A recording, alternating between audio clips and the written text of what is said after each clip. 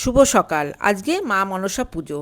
তা এদিকে সকাল সকাল ঘুম থেকে উঠে বাড়ির কাজ সেরে ঠাকুরের গোছানো হয়ে গেছে। এদিকে ফুলের মালা, মিষ্টি, ফল, এই ধূপকাঠি, মোমবাতি আর দুধ সব কিছু নেওয়া হয়ে গেছে। এখন যাব মন্দিরে পুজো দিতে।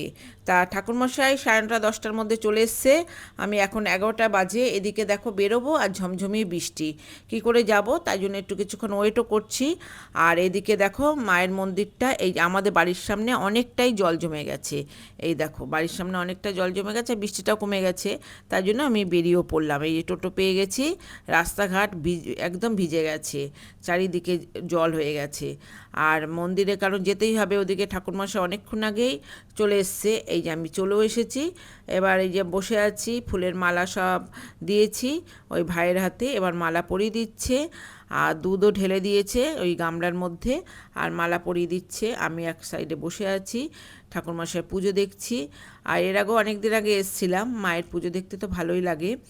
আর এদিকে শিব ঠাকুরকে আমি একটু দুধ দিয়ে স্নানও করিয়ে দিয়েছি। হ্যাঁ, অনেক দিন পর এসে খুব ভালো লাগছে। আজকে আবার সংক্রান্তি, কালকে থেকে আবার পয়লা ভাদ্র আরম্ভ হয়ে যাবে।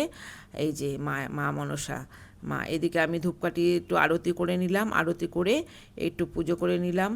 আর এই যে এদিকে আমাকে দিদি বলছে চলো তুমি একটু ইয়েতে যাবে, ভোগ আনতে। এটা কিন্তু ভাগ্যের ব্যাপার যে মায়ের ভোগ এনে মায়ের কাছে দেওয়া। হ্যাঁ, তা আমাকে দিদি বলছে হ্যাঁ তুমি যেতে পারবে, চলো।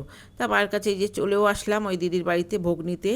আর ওই বোন গঙ্গার জল আর আমের পল্লব নিয়ে দাঁড়িয়ে আছে ঘটির মধ্যে। যেহেতু ভোগ নিয়ে বেরোবে তখন গঙ্গার জল দেবে। এইদিকে ভোগটা নেওয়া হয়ে গেছে টোটোর মধ্যে। হ্যাঁ, আর সত্যি কথায় আছে ভোগ দর্শনে দুর্ভোগ কাটে। হ্যাঁ, তা সত্যি আমি দর্শন করতে পেরেছি, খুব ভালো লাগছে। আর আমিও একটুখানি ঠাকুরের পায়েসটা আমার কাছে নিয়েছি, আর ওই দিদি সমস্ত কিছু ভোগ নিয়েছে। তারপরে এই দেখো মন্দিরে চলেও আসলাম ভোগ নিয়ে মায়ের কাছে।